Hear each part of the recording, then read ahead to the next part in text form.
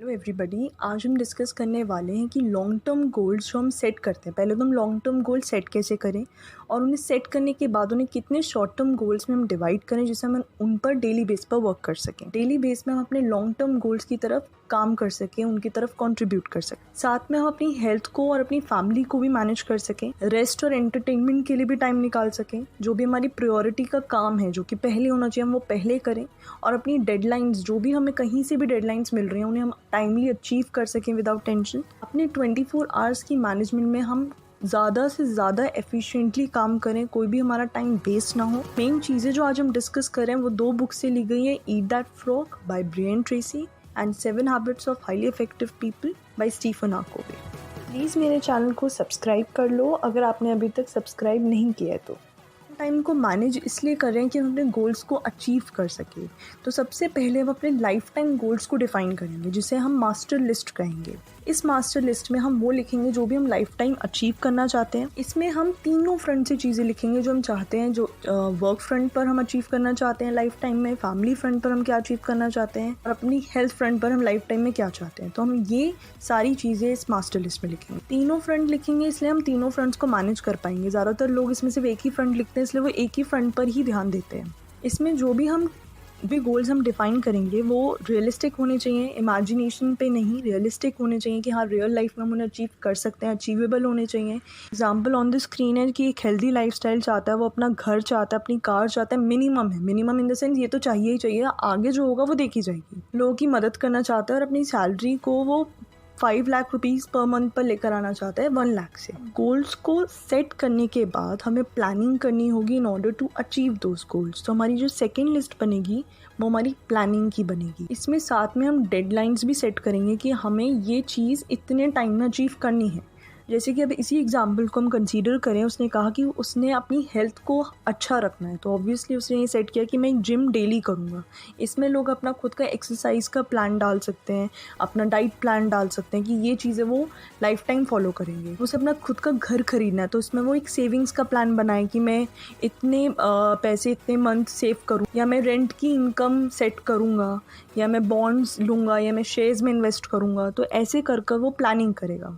Same वो अपनी car के लिए भी यही प्लानिंग करेगा। लोगों की मदद करने के लिए उसने डिसाइड कर लिया कि मैं 500 या 1000 रुपीज़ पर मंथ दूंगा।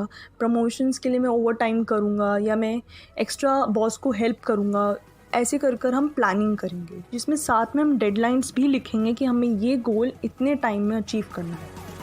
प्लानिंग करने के बाद हम बनाएंगे ईयरली लिस्ट। बेसिकली इसमें हम ईयरली गोल्स लिखेंगे और ऑब्वियसली हर साल हम इसे रिन्यू करेंगे। इस तरह से अब हम स्टार्ट करें ब्रेक डाउन प्रोसेस, जो कि हमने मास्टर लिस्ट में हम ब्रेक डाउन करेंगे कि हमने जो मास्टर लिस्ट से हमने गोल्स करें कि इस साल हम इस गोल पर मेहनत करेंगे ऑन द बेसिस ऑफ जो हमने प्लानिंग की, on the basis of master list. अगर हम इस एग्जाम्पल को कंसीडर करते हैं तो हमने देखा कि उसे गाड़ी खरीदने के लिए सिर्फ 1 साल चाहिए, तो उसने ये डिसाइड किया कि चलो इस साल मैं गाड़ी खरीद लेता हूँ।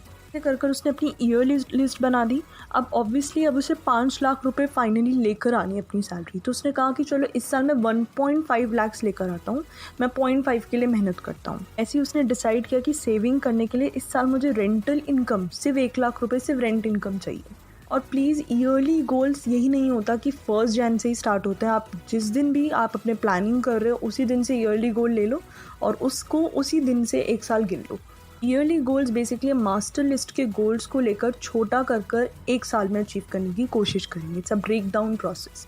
सेम हम मंथली लिस्ट बनाएंगे जो कि मंथली गोल्स। अब इसमें हम ईयरली गोल्स को और ब्रेक डाउन करेंगे जो हम मंथ्स में लेकर आएंगे।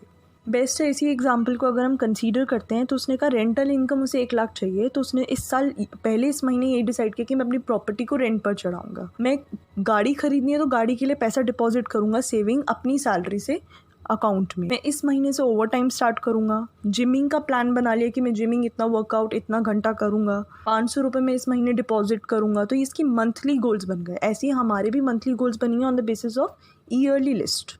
नेक्स्ट लिस्ट ऐसे जिसका कोई नाम नहीं है, ये रफ लिस्ट है एक तरह से, या इसे प्रायोरिटी लिस्ट कह लो। इसमें हम सिर्फ अपनी प्रायोरिटीज़ लिखेंगे वीकली की। अब इसमें हम वो एक्टिविटीज़ लिखेंगे जो हमें पूरे हफ्ते करनी है, पूरे वीक में हमें अचीव करनी है। इसमें ऑब्वियसली अब हमारे इस वाली लिस्ट में हमारे गोल्स के अलावा एक्स्ट्रा एक्टिविटीज़ भी आएंगी जो कि नेसेसरी हैं, बट वो हमें अपनी लॉन्ग टर्म गोल्स की तरफ नहीं लेके जा रही, तो हमें वो काम भी करने हैं। एग्जाम्पल में अगर हम ये देखें कि इसकी एक लिस्ट रेडी हो गई, अब इसमें डिपॉजिट मनी इसकी गोल की तरफ है, लेकिन ग्रॉसरी स्टोर इसे गोल की तरफ नहीं लेके जाना। तो इसका मतलब ये नहीं है कि वो ग्रॉसरी स्टोर ही नहीं जाएगा अपने घर का राशन लेने। ग्रॉसरी स्टोर, मदर को डॉक्टर लेके जाना, सर्वे करना, इंटरव्यू लेना, पीपीटी लेना, ये सब कुछ काम इंपॉर्टेंट है जो हमें इस हफ्ते करना है। जैसे डिनर पार्टी जाना है उसे फ्रेंड्स के साथ, तो एक गोल की तरफ नहीं लेके जा रहा है, लेकिन काम तब भी इम्पॉर्टेंट है। कर कर हमने पूरी एक लिस्ट डिफाइन कर दी। अब साथ में इसके साथ हम डेडलाइंस भी लिखेंगे कि हमें इस काम को करने के लिए इतना टाइम चाहिए। ऑब्वियसली ये रफ टाइम है कि हमारे अकॉर्डिंग इतना टाइम चाहिए। इसमें हम वो तीनों फ्रंट की एक्टिविटीज़ डालेंगे। Obviously in order to manage तीनों फ्रंट को मैनेज करने के लिए हमें तीनों ही डालनी पड़ेंगी। अब हम बनाएंगे क्वाड्रेंट सिस्टम जिसमें हम लिखेंगे urgent, important, not urgent, not important. Basically हम इन एक्टिविटीज़ को इन पर कैटेगराइज करेंगे। जैसे अगर हम इस बेसिस पर कैटेगराइज कर दें तो ये सारी कैटेगरी इस तरीके से बैठ गई। इसके पीछे लॉजिक क्या है? लॉजिक ये है कि इससे हम जो प्रायोरिटी की पॉइंट करते हैं कि हमें प्रायोरिटी में प्रॉब्लम आती है या हमें डेडलाइन की प्रॉब्लम आती है, तो वो दोनों हमारी इस मैटर से सॉल्व हो रही है, प्रायोरिटी भी और डेडलाइंस भी। और साथ में हमारा जो इम्पोर्टेंट काम है हम वो पहले ही फिनिश करेंगे, अनइम्पॉर्टेंट काम हम बाद में ही करेंगे। अब नंबर ऑफ़ एक्टिविटीज़ आपके अकॉर्डिंग वेरी कर सकती हैं। ये कैटेगराइजेशन जो हम कर रहे हैं on the basis of deadline, अगर वो इम्पॉर्टेंट है हमारा काम और साथ में अर्जेंट भी है, तो हम उसे अर्जेंट इंपॉर्टेंट में डाल रहे हैं। बेसिकली हम फर्स्ट सेकंड क्वाड्रेंट में हमारा ज़्यादा फोकस रहेगा।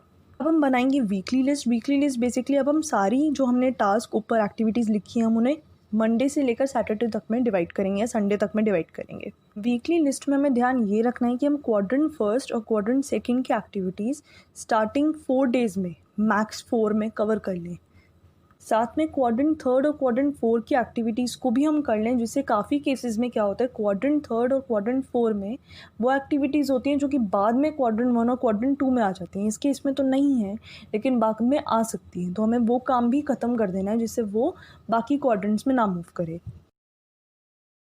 हम स्क्रीन पर देख रहे हैं कि मैंने एक्टिविटीज़ को इस तरीके से डिवाइड किया है। इसका बेसिस क्या है? इसका बेसिस ऑब्वियसली सबका अलग वैरी कर सकता है। इसमें सबसे पहले ध्यान रखना है अपनी खुद की कैपेसिटी का, कि हमारी खुद की कैपेसिटी कितनी है। जैसे कि अगर हमारी 9 to 5 की जॉब है, 8 आवर्स वर्किंग है और हमें पता है 1 घंटा हमारा लंच टाइम का होता है, तो 7 आवर्स बचे और 7 आवर्स में से भी हम सिर्फ 4 घंटे काम करने की हमारी कैपेसिटी है, तो सिर्फ 4 घंटे का काम ही अपने उस वर्कलोड में डालो।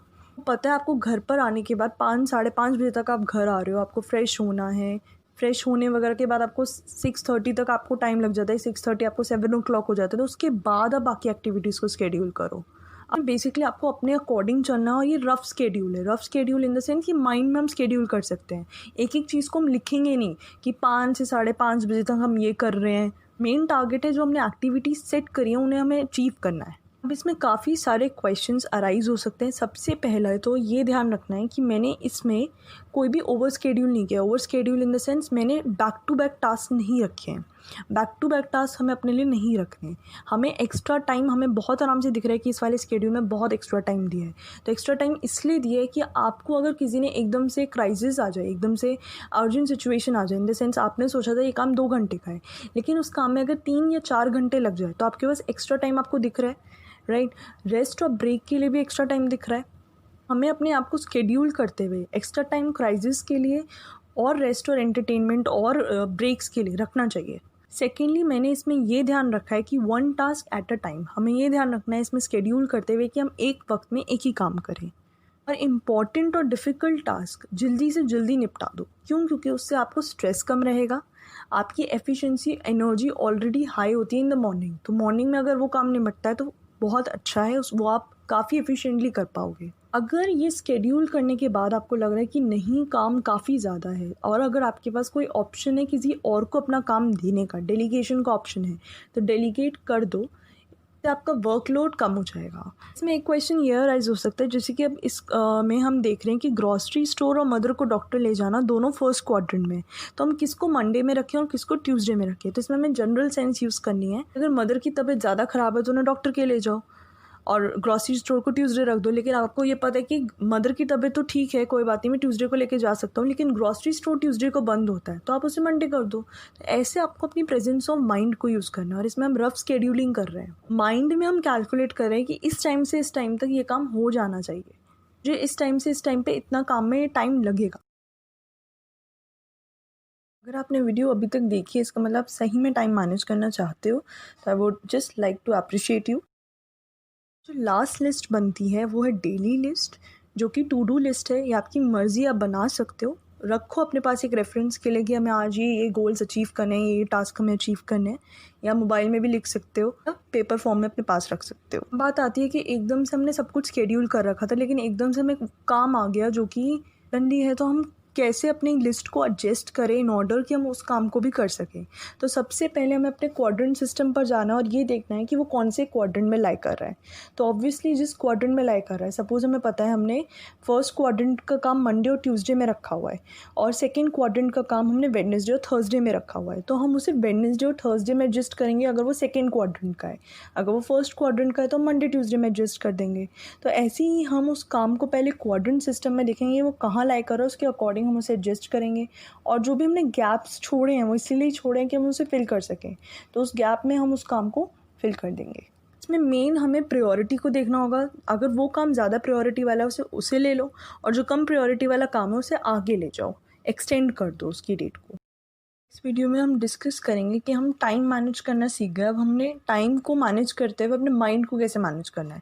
क्योंकि जब हम माइंड को मैनेज कर पाएंगे तभी हम इफ़ेक्टिवली टाइम मैनेज कर पाएंगे। हमें क्या क्या स्किल्स और चाहिए इन ऑर्डर जिससे हम टाइम को इफ़ेक्टिवली मैनेज कर सकें। एंड प्लीज़ गाइस, मेरी इस वीडियो को लाइक करो, शेयर करो और प्लीज़ मेरे चैनल को सब्सक्राइब करो और प्लीज़ मुझे इंस्टा और फेसबुक पर भी फॉलो कर लो। And thanks for watching.